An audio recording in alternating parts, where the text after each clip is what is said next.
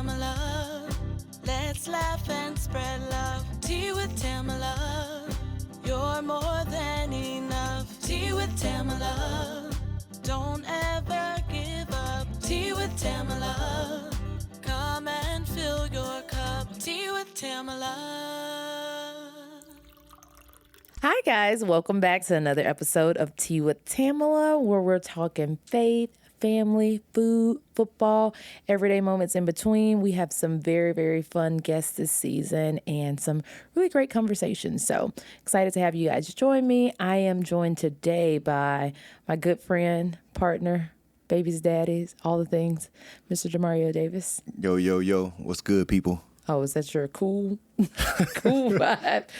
Well, you messed me up. You messed up my flow with me. The cool dad vibe? What's happening, folks? You know, my kids tell me I don't got no aura, so Oh, you trying to get that? I need to get work on Okay. that. I'm like, y'all got all y'all swag for me. The kids use aura now. They don't use swag. I'm like, y'all got it off me. They be aura? like, no, we got it from mom. Oh, okay. That's what they say. I'll take that. I'm Yeah. surprised they said that. I don't know if they think I'm really all that cool. I don't know, but they just be hating on their daddy.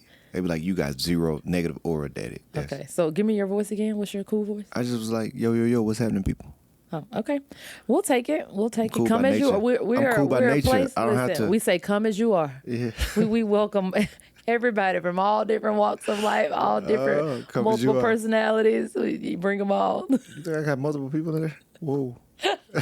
Possibly. I don't know. But today, I wanted to hit on something that we use a good bit with our family, with our foundation, with how we really journey life. I think it was something that was naturally birthed probably in both of us. And at some point we came together, and I think you came up with this phrase, and it's called dream big, devote everything. So tell me a little bit about where that came from. I know we lived it, but at what point did that become something that you maybe said internally, and as we started to come together and build our own brand, our family, foundation, all the things, that would be our major tagline? Yeah, I think it was something that was kind of casually birthed just out of the nature of what Devoted Dreamer stands for. And I remember one of my guys really saying, it's not the dream big, Pete, that's the most important. It's really to devote everything. That's the piece that people That's the piece they miss. most missed. And it really just goes around the design of how Devoted Dreamers even came in existence. It was, number one, we knew that we wanted to build this foundation that would touch people all across the country. But we didn't want to have our names on it, but we wanted to have our print on it. And so the D's are synonymous with Davis and the double D fashion. But Double D.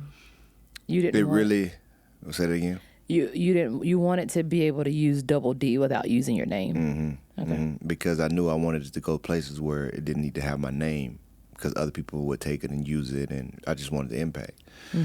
And but really it's this concept of you can't move without a dream. I think we're standing where we are because it was first envisioned, something of this magnitude, of this arena, when I was a kid, saying I want to be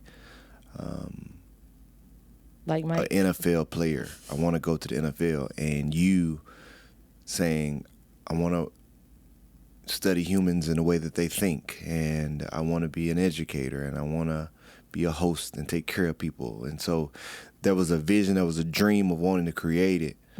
And some people don't do that part. Some do. But then what separates you is how much are you willing to put into that to get to that dream. So And that's what the it devotion separates. piece? That's the devotion piece. And it requires everything. You got to devote everything to get. What is everything? What does it look like? So let's go back. You're young, you're dreaming, and you're writing it down. Did you doodle it down, or you were writing it on the tablet of your heart? I don't know. Whatever that looked like. So you're dreaming, right? And I want to do this, and I want to do that, and I want to do it this way with these people. At what point did you identify, like, it's not enough to just have a dream, but it's going to require me to have some sort of devotion to this dream? Because maybe first you had to be able to realize that there was going to take some devotion to it. But then maybe going a step further and be like, wait, no, I got to devote everything. And this is what my everything right now looks like. Because the everything that you're devoting to the dream changes over the course of life, seasons of life. Yeah, right? And new dreams require different devotions. And I think it's a very simple principle that to get something, you got to pay for it. So if you have a dream, it's this very cliche term, and I'm going to break that down, is everybody wants to win, but not everybody is willing to do what it takes to win or willing to prepare to win. So whatever you're looking for is just like when you go in a store and you want to buy this outfit or you want to buy these pairs of shoes or you want to buy this bag. The first thing you're going to do is look at and see what's on the price tag. You got to pay for it. And either it's already there in your bank account or you got to go earn it and put it in your bank account. Right. And that's what matters. What are you willing to pay? And then what are you willing to do to earn what it costs? That's where the devotion is. And you don't know until you start going for it. You don't know until you start going for it, but do you think it becomes challenging for a person to identify or have just really deep clarity on what something actually costs? Because when you go in the store and you're buying something, like the same price applies to you, me, and whoever else is going in to buy that item. But with dreams, they're kind of customizable. Yeah. So how do they determine exactly what it costs? Should they redefine? Should they find people who have accomplished that thing? Because it looks different for everybody. Yeah, it's biblical to first count the cost. So you do want to look at the price tag, but you're not going to know what you got in the bank until you go check your bank account, if you got what it takes to pay it. So that's actually moving towards the goal. And that's what I encourage people to do. If you got a dream, start moving towards the goal, because you're not going to find out if you got enough in your bank account until you start going. Then you're going to realize how bad you want it. How bad do you want it? And that's where you got to realize if you want it, you want to keep going. So for me, I was like, okay, I want to go to the pros, but I keep losing to all my cousins every time I'm playing against them. And it's just being an athlete was what it was about. So we played football, baseball, basketball, whatever it was just about being. And we racing, turning flips, racing bikes. Everything was competitive. And I just kept falling to the back. And I remember one time we were playing basketball. Nobody wanted me on their team.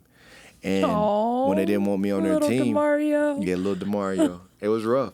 They didn't pick me. They was talking about me, and it was when my turn to play. They actually let me in the game. Everybody was like griping that I was on their team. And that just made me feel bad. It was like bullying, kind of. Yeah. But 90s bullying. and then it started raining, and everybody went in the house. And I remember just getting a basketball and like shooting the ball, and I think something switched in my mind. And I said, I will stay out here in this rain until I'm good enough to beat everybody that was out here. Were you crying too? The rain? Yeah, I was crying. You're crying. The rain hit my face, the tears, hiding the tears. You know, like if I was writing that, if I was writing in a book for all my literature majors out there, as I shot the ball, with every shot going between the net, as it came through the nets, so did my tears being masked by the rain. Oh, come on! You practice that? No, So you gonna write that in your memoir? That was out the dome, like Biggie and Jay-Z. But anyways, okay, you're a rapper now. Okay, come on. All right. So that something switched. That what was happening in me is I will not stop working until I'm good enough to be the best. And that molded itself into me running drills after practice in football, running stadiums. The first day I was on a college campus after I got recruited, the first day of workout, I went and did a full workout by myself before the team even arrived. I didn't even know what the workout was. I almost ended myself in the hospital because the workout was actually very hard. And I was on my second workout in my first college workout. But that's how intense I was about doing whatever it took to get to the front of the line. And that was just with this dream. And I use that in everything that I dream of now. And you're very similar in that regard. What does the Devote Everything mean to you? And how did you start applying that? For me, it was one of those situations where I knew what I wanted and I knew what I didn't want. And in knowing what I didn't want, that meant that I had to do something that people in my zip code probably hadn't done before. And so I remember being in elementary and in high school, and they had these pictures on the wall of I guess like the graduating classes or whatever. They had all these pictures, and I walked down the walls and looked at the people on there, and I was just thinking about, because in my town everybody knows everybody, right?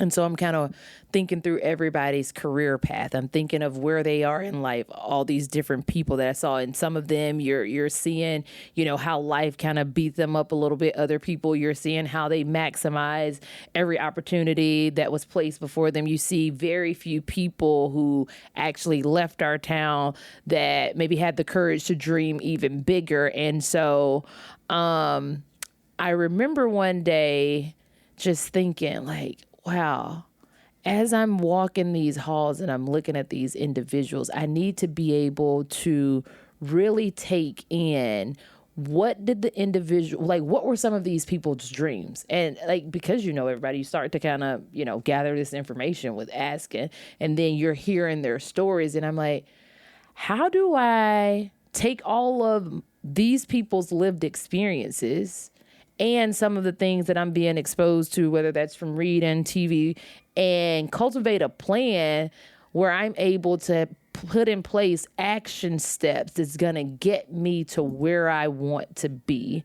And I gave myself permission to really dream outside of my zip code, to dream outside of what was actually normalized in my environment, which was a huge leap of faith, but it was just how I was wired. And from that, I had to build and strategize on what is it going to take for all of these dreams to come into fruition step by step. What does that take? How do I outwork the people around me? How do I show up in ways? How do I make myself known? How do I continue to grow in wisdom from every person I encounter? Because you're learning something from every person you encounter. Either this is great or this is awful. What am I going to do with, those different pieces of information? And so I did that over and over again. And as I continued to build out that plan, I would sit and say, oh, if I do this could pull me away from this dream, and this is how it could do it. Right. And not to say that I never went over there. Sometimes I went over there, I'm like, oh, wait, I should probably go back over here, because if I stay over here, it's going to interrupt what it is that I'm actually trying to do with my life. And so that was one of the defining moments, I think, of just seeing different people who'd gone before me. Right. And I really like studying people and picking their brains. And I can recall even one time being at church, and there were, again, very few people who ever left my town. And there was a lady who is now like my bonus mom, who I remember her coming back, and she stood up, and I looked at her and I'm like, I want to be, not to come back for the recognition, but to come back and inspire somebody else that they can dream big and they can go places outside of what our community had given us exposure and opportunities to be able to do. And to know that the opportunities are endless, but you just have to do something that's never been done before, or you have to do something that may be uncomfortable for you. Right. Yeah. No, I think that's strong, because I see when you were looking at those walls, you were dreaming. I was dreaming. Because what you were visualizing out of those people weren't tangibly in front of you. That was in your mind. It was in your imagination. And the way you were connecting dots was imaginative. Like, what did they do? Well, how did they get to here? Where are they now? What could I do off of that? You were dreaming. Mm-hmm. And then there was a willingness to do things that were uncomfortable. As you started to go towards that dream, you had a North Star. Because you had a North Star, that's how you noticed when you were going off track. because you had a I went off track destination. a couple times. Yeah, you had a destination in mind. But even when you got off track, it was uncomfortable, but you were willing to put yourself back on track. And it was uncomfortable because sometimes when you get off track and you start dibbling and dabbling in other things, it then becomes uncomfortable to get back on track. Mm-hmm. Yeah. Because now you're leaving, whether it's this group of people, this setup and situation, to go back to something that's probably a little bit of a little abnormal, or it's, you got 15 people over here on this track and it's 3 of y'all over here. Yeah, so it's like, you want to be popular, you want to be in, the narrow road. The narrow road. The more you start going towards your dream, the more narrow the road gets. The more narrow the road gets, and it takes a little bit of time for you to be comfortable with the narrow road. Because sometimes it leads to you being isolated and alone. Not in a, it's not good to be isolated and alone in an uncomfortable way, but isolated and alone as far as, listen, nobody can get me to come from over here because I'm trying to do something that this road does not provide. And I have to be very comfortable being alone. I have to be very comfortable putting up boundaries. I have to be very comfortable like changing courses, because that's going to give me the growth and the development that I need. And it's not going to be probably the popular opinion, but sometimes it's the unpopular opinions and pathways that lead you to not just being ordinary, but extraordinary. Yeah. Extraordinary is just doing extra. Doing the ordinary things extra. And I like that, because one of the most uncomfortable things that you need to be prepared for is the isolation that comes along with chasing things. Oh my goodness. That are different. Yes. Because the things that are the reason why you're dreaming it is because it's not the current reality. Mm-hmm. If it was the current reality, you'd be living it. That's it. It wouldn't be the dream. And and be careful, because things change when your dreams become your reality. Things definitely change when your dreams become your reality, because oftentimes you don't know all the changes that's going to happen at a rapid rate during each phase of you accomplishing a portion of that dream. Yeah. Because it's like each step, as you're climbing the ladder, each step is leading you to a place. But there are new things, new people, new situations, new task list, drama, all just a melting pot. Give me an example. Give me an example of as you go up in the dream, something being different than what you would have expected. Or something that came alongside that when I was initially dreaming this, I didn't see this.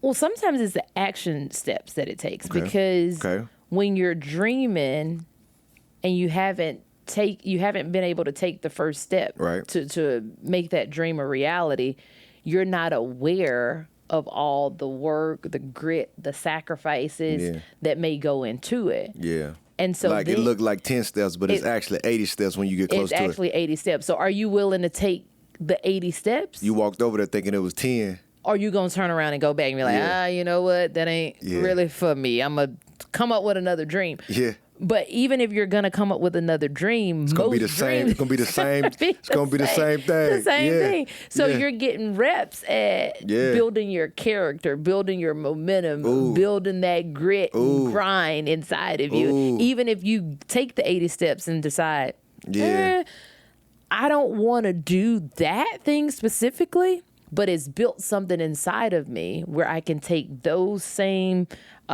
character steps, action items, and apply them to the other thing. You such a wise person that sometimes you be saying stuff without even saying it. Because I think even if you go towards the 80 and don't hit it, you built the reps of doing hard things. Doing hard things. But you have to be comfortable doing hard things. You got to be comfortable doing hard things. And being a lifelong learner. Yeah, but also, if you get to what you thought was 10 steps and you realize it's 80 steps and you turn around, you building a habit as well.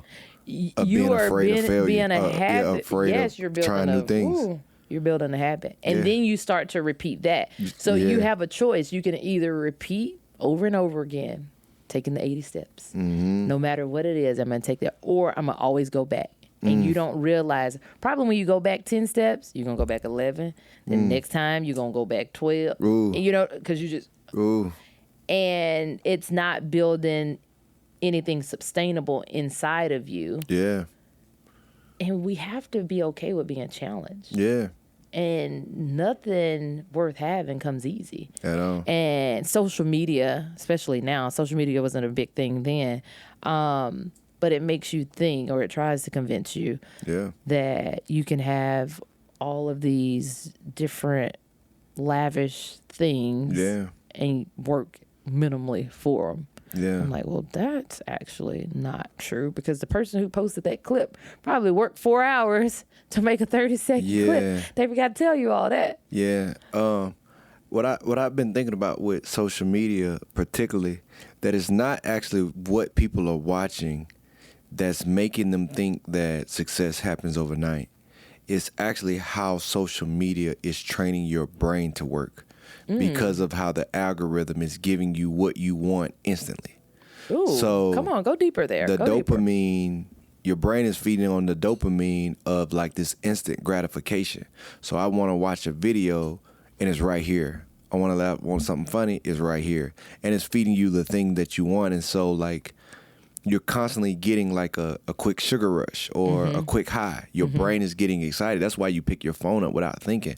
Your brain is wanting that makes sense. Instant reward to feel like it's almost like you crossed the finish line. You crossed the finish line. You crossed the finish line. Instead of you understanding that it takes a really long time to build up the strength to do a race, to get across the finish line, and to get across the finish line in first. And the people who do that in real life, there's actually a learned habit of once I cross the finish line, I start retraining. So I get off the high and I go back to the bottom and I start training again. And that's what real success looks like. And so your brain is also learning a fake version of that you can get it instantly without. And so when you actually come up with something that's hard, you are actually less conditioned to really have a delayed gratification. Which is what hard work requires and success requires. That's what it so requires. You're like, why is this taking so long? Like, nah, I can get this much faster, which is a lie. But on your phone, when you pick your phone up, yeah, you can get that. When you go to a fast food restaurant, you can get that. Like, the food's not nourishing and nutritional, but yeah, you can get a meal that you like. It's full of sugar, full of salt, full of all these different things that are bad for you, but it feels good and feels rewarding. And so it's a false reward. False reward. And that's what social media trains us to take on. And so it's not what you're watching that's making you think that. It's actually the way that dopamine is kicking in. Yeah, I agree with that. I mean, the dopamine definitely gets tricky. And as we've mentioned before, sometimes like even with the media, like what they push, the narratives that they push, they become misleading. And so just using your dream and your success, you kind of talked about being out in the rain, shooting the basketball, nobody really wanting you on their team. And like you decided then you were going to start working towards that. Well, in 2012, when your name get called at the draft, it's like, oh, overnight success. It's like, oh, well, he's been working at this since he was 6. So not so much overnight. It's he got rewarded, which means you had to have the diligence to keep working, to keep showing up, to trust the process in hopes that a reward would come. But how many years had to go into that? How many 80 steps had to go into that? How many? Full 80. But Full 80. How many times you had to wake up and decide, I want to do something different, or I'm going to outwork my peers, or I'm going to, do this when no one is watching, or there's just a lot of things that was taking place that people aren't able to really put together. And it's like, oh, well, he just decided he was going to the NFL and he went. And I'm like, nah. That's not how it happens. So it's two pieces that people see that I think that they miss. They see one side of it and they miss the other side. Is one, you see the finish line, what you're talking about, which is I get drafted. And like for me, it was the finish line. It was like hugging you, hugging my mom, like we made it. Like that was a finish line. But not really. let me get to that. Okay, go ahead. I'm like, Because you're not, but you have made it to a goal. Your goal was to get drafted and be in the NFL. You are now in the NFL. Like you've been drafted. So it's like to want a point, you're celebrating. It's like the finish line, what I just talked about. Like, man, we did it. We did it. But it was 80 yes. steps. What you didn't see was it was 80 steps in the dark. It was me getting kicked off my high school team, getting back on. It was me running sprints every Saturday, running hills. It was me getting to college and they redshirt me, but I still got to show up at all the practices. It was me after practice going over to playing basketball, playing 10 games a day just to keep my legs strong. It was me getting up 3 o'clock in the morning and running. It was me going up to the stadium and running stadiums on the weekend. It was me going to ask my coach, teach me how to watch film. It was me breaking down every single game. It was a whole bunch of stuff where when I was doing all this stuff, I was alone. Or it may be one person who ran with me on a Saturday or two. Or it may be one person that popped into the film room with me. Or it may be a bunch of dudes playing basketball, but they ain't playing as many games. I'm playing. So it was like a lot of alone 80 steps. So they got to the finish line, boom. But then when I got to the finish line, now I'm looking forward. It's a different road in front of me. Man, I want to make the team. I want to be a starter. And it's like, man, the Jets tell me, you going to play all special teams. We got 2 starting linebackers. So I could either be like, oh, yeah, I'm good. I ain't finna do this all over again. But because I had already built that condition, I'm like, okay, that's fine. I'm going to go right back to the bottom. So I'm not celebrating no more. Though everybody else like, oh, man. Like by the time I went and did OTAs and minicamp and come home, for a little break, everybody like, oh, congratulations. I ain't even on congratulations no more. I'm back at the bottom. Like, I'm focused on the new mission. I'm trying to earn me a starting job. I'm trying to be a starter. And then once I get the starting job, it's like, okay, that's cool. Finish line, yeah. Oh, no, this ain't good enough. I want to be Pro Bowl. So it's like every time you hit the finish line, you're not celebrating. You back to the bottom.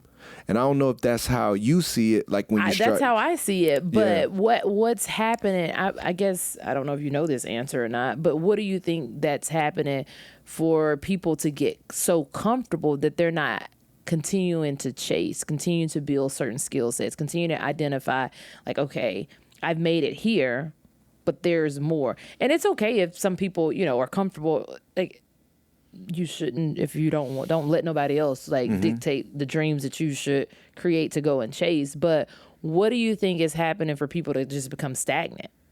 I don't know. I think that would be you with the psychology mindset.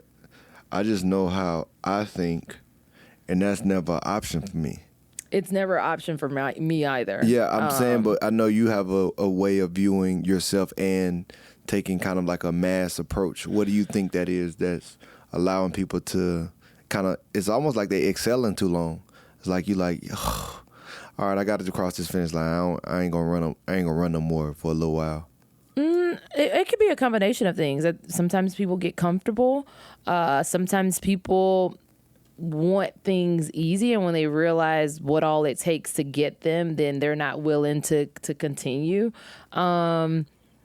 There are some people who just, they know this is where I'm supposed to be. Like, I'm not supposed to go any further, and I'm okay with that. But in this, what I am going to do is to be the best version of whatever this role is. So I'm going to continue to grow in this, but I'm not going to go any further than this, which is, it's still those 80 steps. It's something different, a mindset that's happening differently in each individual of how they're choosing to continue to climb the ladder, whether it's physically, whether it's mentally, whether it's emotionally. But I don't know I still haven't been able to really put my fingers on what's causing people to dream, but then want somebody else to do all the work for them to obtain that dream. And they don't want to devote all the different things that it takes to be able to win. Yeah, I think sometimes people are just afraid to take that first step and go up those 80 steps. But I think once you, like you said, you go up to 80 steps, it ain't even about the destination or the goal. It's just about the way you're working to get there. It's about the journey. And I think those are the people that I have grown to admire, that people who just fall in love with the journey and the process. The journey and the process. And it's more like being purpose-oriented versus goal-oriented. Oh, I like that. Yeah, because you made me think about that when I don't not think it's okay for somebody to get to what is a perceived finish line and people feel like they stopped. It's like, oh, they got comfortable because they stayed in the spot. Because I actually don't agree with people who just keep trying to jump up. and think that that's how you move. And what I mean by this is, like, sometimes I see coaches who get in a small school and they do very well, but then they get recruited to go to bigger schools and they don't do as well. Where I do think there's a lot of purpose that could be served if you stay at the smaller school. And don't 'Cause it may see be bigger it may be bigger than just taking the next glory. step, the glory of the big jump. And what I don't think is like that you just get comfortable and like, okay, I'm good here, I'm just chilling. I would hope that that person is saying, you know what, this is where I can be most efficient. And I'm going to show up in that most efficient way here, because though it looks good for me to take that next step, I'm less efficient and less effective. Yes, I like that. And so I'm very much for people who learn to be purposeful where they're planted and where they're bloomed, even if someone wants to move them. Because the only person who should move you is God. It shouldn't be other people. I think there's a lot of significance in that. And that part, I think, is being sold in the media and social media, is that everybody should just aspire for these really big, grand things. And where everybody wants the baby grand piano, nobody values the keyboard. And That's big. that is, you know, it's levels to all of it. that. It is. And you need maximization on every level, and they're all valuable. And people need to understand that. But what I don't believe is effective, and I would be willing to stand on it, is the people who don't take that step. It's like the person who keep turning around. I think that's like being tossed to and fro. It's like I want to go up. No, I'm good. And you build that habit, because you never take that step. You never take the step. Or when you get to 80, you just like, okay, I'm tired. I'm just gonna rest, because I fundamentally believe we were designed to be purposeful. No matter the age. No matter the age. Listen. And I it never watch stops. Mr. Samuel, And it never who's stops. 93 every day. Every out day. there in that yard being Every day. purposeful. Purposeful. Even if his purpose is just to make sure he got the nicest yard on the block. He is, but he's moving. But having a conversation with him, he was talking about how he's always moving his, not just his body, but his mind. And he also talked about, like, when people get to a certain season of phase of life and they stop working, stop dreaming, stop moving towards things, stop moving their bodies. He was going through the list. They start to die, not just physically, but mentally, emotionally, purposely. There's just like this slow death that's taking place inside of people, and we are just not designed for that, in my opinion. Yeah, I think that's huge. No, what were you gonna say? Well, I think about that all the time, where people will talk about us being older in our industry. Yeah, we're And old. so what the body does is there's a period of time where everything is growing in your body. It's like learning and growing. And this is biological, this is chemically, this is neurologically, you're growing. And then there's a period where things start to decay and die. Like that's like where you see, like, as you get older, like that point just naturally happens. But I think that there's a natural father time on everything that's, tangibly fleshly. So, your body is gonna have a clock on it regardless. But we have a spirit and a soul nature that's eternal. So it's the lifelong learner. It's the lifelong growing. And what that can yield in the body is like recalibrating things, because you're pushing life and growth into it. Things that should be breaking down, like my joints and muscles, probably should be overused and breaking down and decaying at this point. But what is kind of turning them back on and making them a little bit reverse engineer is the life and growth that's coming from my spirit and soul pumping into my body. And this is how you see people who have long lifetimes and people like 93 that keep on moving. It's something being pumped from them spiritually and soulfully that's telling them, Never thought about it like that. telling the body, Keep going. neurologically, chemically, biologically, like, oh, well, I got to keep up with this. So I don't get to decay, not today. Mm-hmm. And that's what I think is a key to longevity. So my goal, as long as the Lord had me here, our clock don't say nothing more than what he wanted to say, but it's like, well, if I can extend my career this long in a physically demanding sport, I want to be in supreme shape many, many years later after I'm done playing. So having the standard as a current player, but even as a former player, I don't want the decay and drop off that we have been kind of known for. Right. And so that's just as important to me as having a long career. So not only am I trying to have a long career, I'm trying to have a long life. And I think these parts are vital. They're very vital. So what made you decide that you didn't just want to live that life of, I want to dream big, I want to devote everything, then you, like, it just by yourself, but you also wanted to find a partner who kind of was on the same wave, but then to say, I don't just want to do this for me, I just don't want to show up in my partner, I just don't want it to be this mantra for the foundation of how we're equipping the next generation. But the kids that I've been entrusted to steward, I want that to become a part of our family legacy as well. And it may look different for each child, but I want to teach them that at a very tender age. Yeah. Finding a wife was very vital to that. Even if I knew it at the time.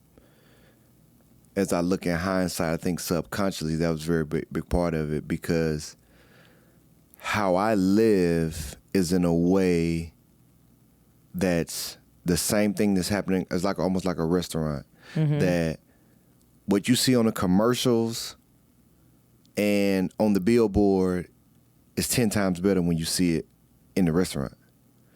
I never wanted to have a false product on the outside and a different product on the inside. But I've always lived in that way, especially after coming to Christ, that I am a representation. I'm a walking billboard, that my life is meant to be on display. So if that's how I live, having a spouse, our marriage is meant to be on display. So how I relate to her privately and how I relate to her publicly is intentional. With my kids, it's the same. They're a representation of our flock, our family. How we live internally is going to be on display publicly. So all of that is induced. It's a oneness. Mm-hmm. It's I don't see, I'm over here, my marriage is over here, my kids over here. It's a oneness. How I operate is how my marriage operates, how my family operates. And it's intentional about teaching all of that. Like we tell our kids, y'all get to be who you want to be. And I think we'll start with the marriage. I would have never known. I saw you, but I didn't see you. I saw you enough to say, that's my wife. I want to marry her. I love everything about her. I love her with the way you make me feel. But discovering you is a process. It's an ongoing process. Because it's almost...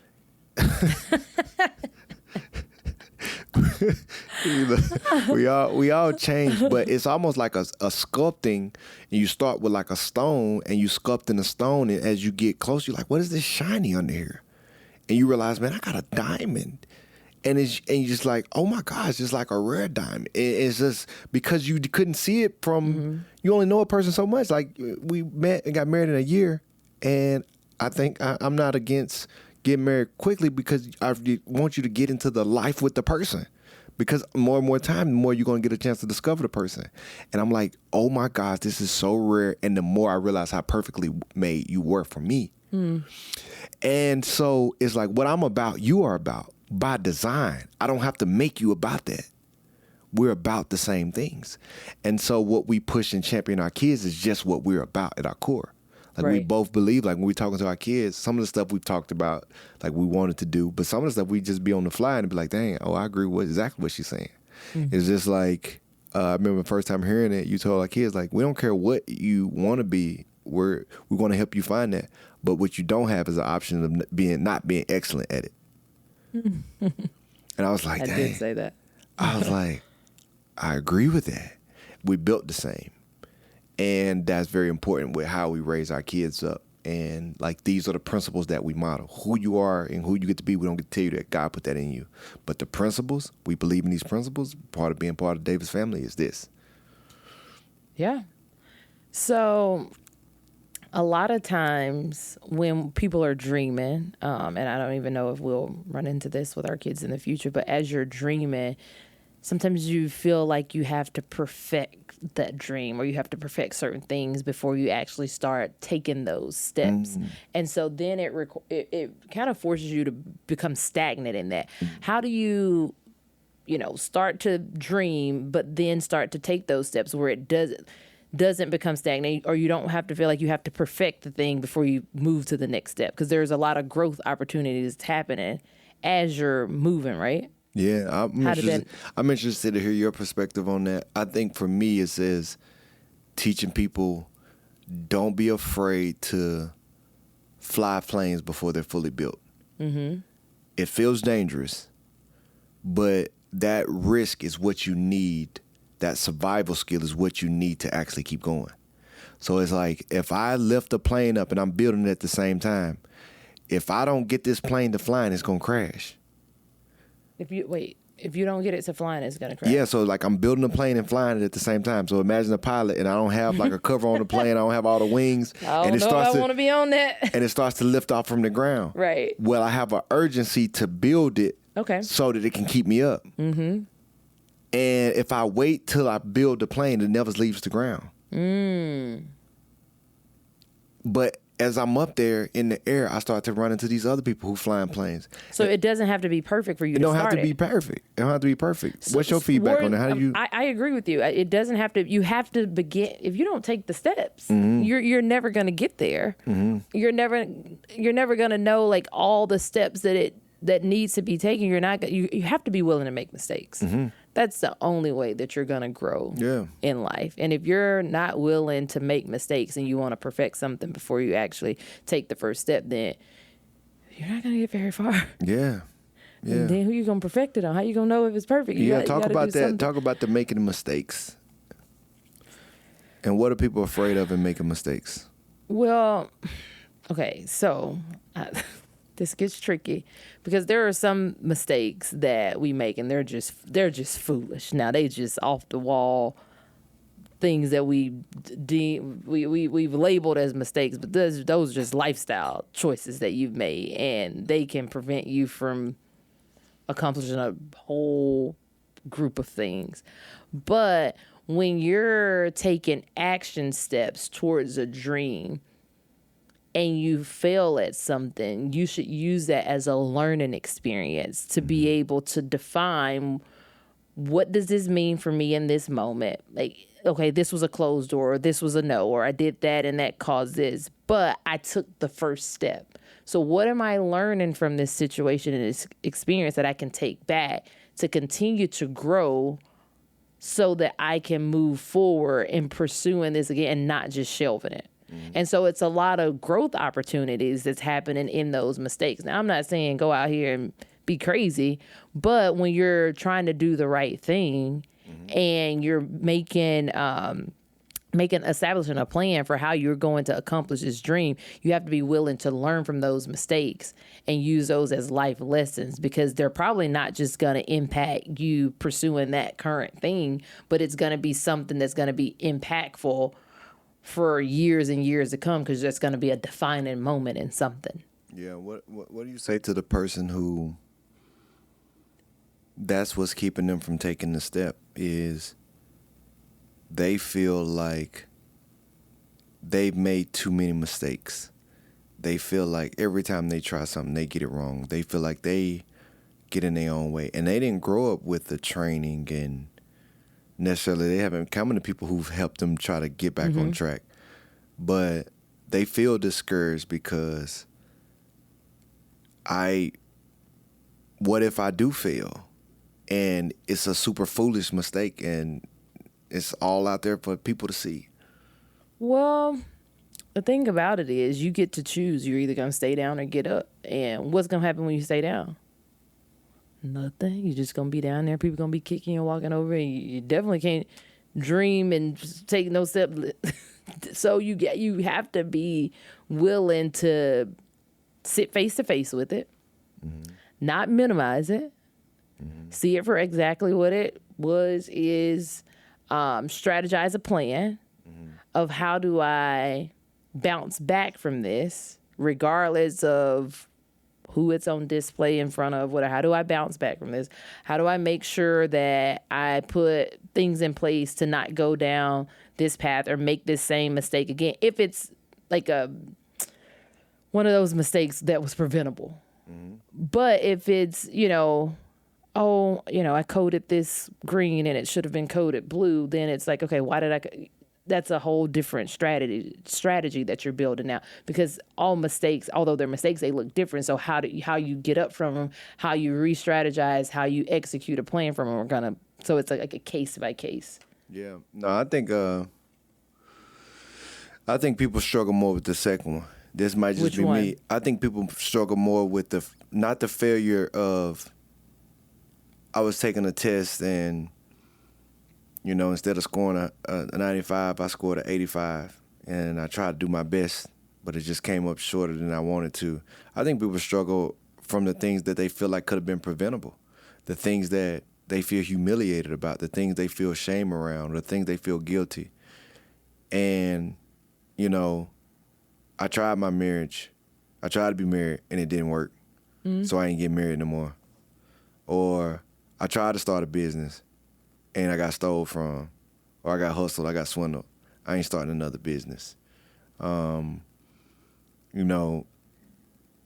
tried to live the wrong way, and I ended up in jail, and now I'm out, and I got a felony, but I'm trying to live right, but everybody got this tag on me.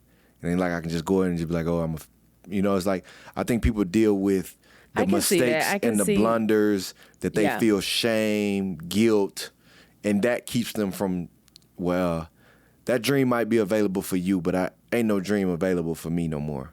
We got to get you in therapy first. Okay. Therapy, coaching, to dump out all those thoughts, all those emotions, and to see that there's light at the end of the tunnel. Mm-hmm. And you can get up, you can try again, you don't have to stay down. Mm-hmm. It may take you longer, but are you willing to do the work? Mm-hmm. It may take you connecting with more people. Are you willing to do the work? It may take you changing some things from how your family have done them previously. May have to stand on the table, but you can do it. And so it's learning how to not beat yourself up and giving yourself the same amount of grace that oftentimes we freely extend to other people. Yeah, I would encourage those people, like, if you are feeling like you can't even see light before you can dream, the dream might just be to keep walking. Mm-hmm. It's like to just keep taking steps. It's worth it. Like, just keep taking steps. And the devoting everything might just be getting out of bed and taking those steps. It might be, I'm just going to put my mind and my heart and my will into just taking steps, even though it's dark. Or you may be at a place where it's like, man, I'm just surviving, and I've just got to be okay with surviving, but the dream is not available to me. You are never out of the game for dreaming. Dreaming is for everybody at all times, and there's nothing that can disqualify you from dreaming. Just because the last dream didn't work don't mean a new one won't. And what I would tell you is dream as big as you can. Mm-hmm. And that dream might just be big as what you could be by the end of the year. It's like, getting a new job, or getting a promotion inside the job, or re-engaging a relationship that you have told yourself you was going to cut off. Just by the end of the year, you're going to do that. And the devoting everything is just being fully committed to seeing this dream through, no matter how scary it is. Like, if that's where you are in dreaming, that is all you need.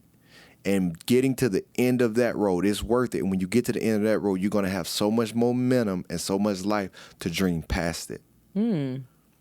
And you will be on to the next dream, because we are meant to keep on dreaming. One dream just goes right into the next one. You had a dream last night and you went back to sleep. You had a new dream tonight. That is a symbol for how you are to keep dreaming in life. Right. And then even when you sleep, sometimes you go from three different dreams. Yeah, I've had that happen. And I'd be trying to write them all down. That don't always work for me, but yeah, that does happen. But chasing dreams, I mean, it's not simple. And there are so many different things I think that pop up. There are people, there are situations, there are circumstances that some are favorable, not favorable to you. So how do you, I guess, not give up or reprioritize, or, if it's people, how do you say, you know what, you're not right for my dream, I need to dust you off? Or if it's situation, I need to change environments because this environment is not going to provide me with all the tools and resources, or the people are going to hold me down, or, it's just all these crazy things that happen. Like, yeah. So the way I've learned about dreaming working is, be careful with this now. People know my faith. You don't have to be in alignment with God to get your dream. oh, whoa, hold on. Let me sit up now. Yeah. Say what now? This is part of being human and how humans are designed. Okay. He gives humans choice. Okay. So because he didn't make you choose him, you can get what you want, which is not him. So, like, if you go back to the Tower of Babel, where they built this really tall building, they were doing the opposite of what God told them. They were trying to build a tower up to heaven. They were actually on track to doing it. He said, let's go in and change their language, because if we don't, there will be nothing that'll stop them from doing what they want to do. That's how God has designed us as human beings. Mm-hmm. So literally, if you can believe it, you can achieve it, is a real thing. Mm-hmm. So if you go for a dream and devote, if you believe and you create a dream, come up with something, and you go for it, and you protect that dream at all costs and put the work into it, you can achieve that dream. Now, what I would encourage people is what I've learned later in life is try to dream dreams that is in God's will, what he wants for you. How do people identify what God wants Sit for at them? his feet. Sit at Only his way. feet. That's Only way. Sit at his feet. Jesus had to sit at God's feet. He was going out a long time praying, asking God. The Bible says if you ask, you will receive. People have not because they ask not. If anyone asks for wisdom, God will give it to him. So God is wanting you to come and ask. And when you ask him, sit and wait for him to show it. And if you just say, God, I'm not going to move until you say it, for the people who are, like, I'm more of a move first, ask second. That's me, so I have to slow down. Some people are ask first and don't move. So they ask and they receive and then they don't move. I've seen like both sides. So know yourself. Now, ask and then wait, and when God gives the instruction, then move. Don't hesitate. Once he give it to you, go. Even if you don't understand, just go. Just and most of the time how God show up, because he requiring you to have faith, he's going to show up with the instructions, but it ain't going to be the reasoning. Mm-hmm. So he's going to show up with he's not going to give you the end. He's just going to have instructions that are going to be clear, and it's probably ain't going to make sense. That's where you want to move, because now what you need to do is structure that dream and protect it at all costs. So when God shows you a path, protect it at all costs. Who are the people? Okay, so you want to structure the dream. Yep. You want to protect it at all costs. Yes. And you protect it. So you got to get the people. The people. Yep. You got to be aware. You got to start to look at the distractions. So this is what you would always talk about. I want you to break this down. It's a good place for it. You can't just think about who you want to be. You got to think about who you don't want to be. Yes, because if you only think about who you want to become, you're not being intentional with making sure that you're putting proper guardrails up so that you don't go into the person or the place or whatever. So the distractions don't get you. So the distractions don't get you, which means you have to create boundaries. Yes. Very strong boundaries and guardrails within yourself, within the people who are around you, who you're allowing to have access to your life. Mm-hmm. It means just building one guardrail after the other. And they look different based on where your dream is, based on your own lived experiences and your background, based on where you're hoping to go, based on the stumbling blocks. And so you're constantly just building one guardrail here, one guardrail here, one guardrail. And I love that, because that was probably something that I wasn't as strong at as you. Though I was a very strong dreamer, you taught me that that's the person part. So when you're thinking about protecting the dream at all costs, and you see me just keep kind of making this box, I want to protect this dream at all costs. It's the people, The people can destroy it. So I have to have the right people that can support this dream, and I got to eliminate the people who will destroy this dream. And sometimes those are people that you are really close to. Those are very hard decisions, but you got to protect the dream. Like, just imagine like some people who you share your dream and they start feeding you negative energy. You gotta. I put people in buckets, honey. Or people throw who you over here in this bucket. Or people who you share your dream with. We all done had it. How many people you share your dream with and they take your dream? That's telling you something. I've had that happen too. So the people are a big part. The person is what Tam's talking about. You got to think about the person that you want to become and the person that you don't want to become.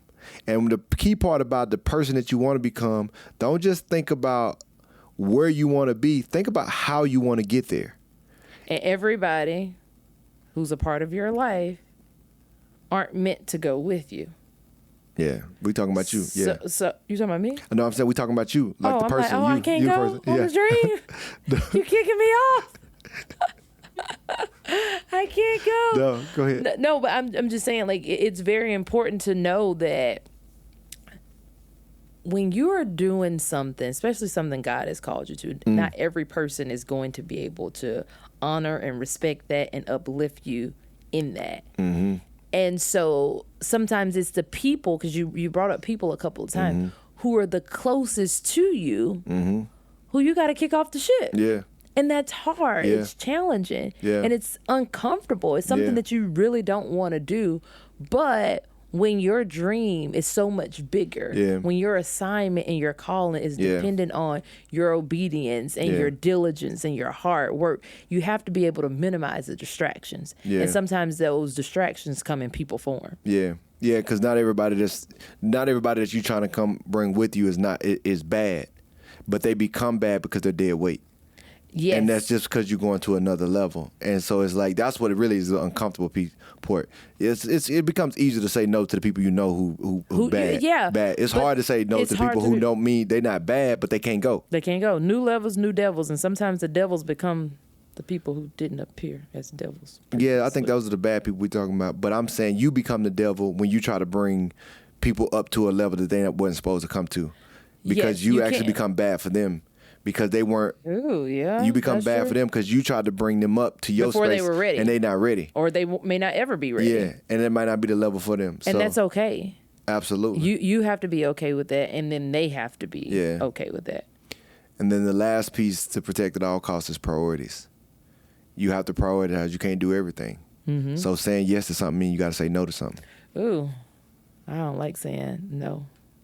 Priorities. Like saying yes sometimes. So if you protecting the dream at all costs and you know you got 5 things that you got to do this year and you can't bend or break them, there are going to be 20 things that you got to say no to say yes to those 5. Mm-hmm. And if you don't, what you try to do is say yes to everything and then you squander these 5, the most important things. And you can't, it's not wise to squander the things that's been placed before you. So you got to have a lot of intentionality for sure. Mm-hmm. So if you're talking to a person who's trying to figure out how to start dreaming, like, oh, I don't even know if I'm a dreamer, a younger person, maybe sometimes older. How do I start dreaming? What does dreaming look like? We've told them, what it looks like to devote everything, but how can a person identify that it's time for me to start dreaming, that they maybe have not been dreaming previously? Start with inspiration. You got to find inspiration. Take a trip, go somewhere new, put yourself inside a different group, hang around, different people. I feel like we've mentioned people quite a bit. I would say watch TV and watch movies or read a book that's outside of your comfort zone. I recommend all those. Yeah, get off of social media. It's too quick. It's too instant gratification. Remove that element. I'm not pulling you out of entertainment. I'm saying use entertainment, magazines, books, movies to draw inspiration. Figure what is I like or what do I desire? What am I even scared to imagine? I've just canceled that out of my mind that was even an option for me. I'm gonna make it possible. Dream as big as you can, and to somebody else it might be a small dream, but to you it's a very big dream. It could be owning my first home, or paying off all my debt, It could be just whatever it is, and then write it down, and then figure out a plan to get there. And you gotta get inspired. You gotta write it down. You gotta get inspired, and once you have an idea, write it down, and then just figure out a plan to get there. Mm-hmm. And then tell somebody. That's good. That's wisdom. Especially if you got a community, because you just ask people to pray for you, and say, "Well, 2 or more gathered in God's name, He'll be also." And so you just blessed your dream. Yep, I love that. Thank you for sharing that. Mm-hmm. It's very important. Yeah. All right, so dream big. Devote everything. Dream big. Devote everything. What do they say? Dream on what is it? Dream on me, dream on 3. Dream big on me, dream big on 3. Yep, that's it. Dream big. That's how we try to live life. That's how we try to encourage everyone who's in whatever bucket of our life, whether they are receptive to it or not. We came a long way from where the dream first started. We have. And I'm not done dreaming. Not done? Oh, I know you ain't. I'm trying to keep up with your dreams now. I'm not done dreaming. And I'm not done devoting. Yeah. So we'll see what magic gets created from there. So tea time, you got anything? You want to share a secret, a lasting word, words of encouragement, things not to do, places not to go, people not to deal with? Opportunities are endless. I think what I would share as the final T is be careful who you trust your dreams with. The most powerful thing that you can do for your own life is to dream. Now that's sacred because your dreams are coming from your heart. And you have to guard your heart at all costs. So be careful with who you trust with your dreams. That is not a large circle. It's a small circle. Who can handle your dreams responsibly? Those are the people that you can count on in life. Amen. Well, that's tea from Mr. and Mrs. Davis. I'm going to co-sign that. Come on, Mrs. Davis. Oh, gosh. All right. So, thank you for joining me. Another episode. You feel good about it? I enjoy every one of these. It's some great tea. Some great tea. Mm-hmm. All right. Well, I'm going to let you take me to get some sweet tea. I kind of want some sweet tea, so we're going to get out of here. Okay, let's go do it. All right. Thank y'all for joining us for another episode. We'll see you next Wednesday at 5.